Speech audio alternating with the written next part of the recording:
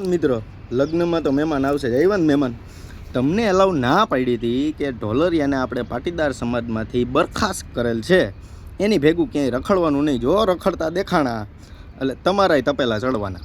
તમારે ચડાવવા જ છે ને. હા હા હા હા આજે કાંઈક કોઈક સંકુલનું ઉદ્ઘાટન કે કાંઈક હતું, તો રમેશભાઈ આપણે ધડુક, પૂર્વ સાંસદ, અને મનસુખભાઈ માંડવિયા, હા હા કેન્દ્રીય મંત્રી, બે પટેલ સમાજના ને. હા હા હાલો બાપા, તમારી જાત્રા, તમે બહુ જાત્રા કરી ને.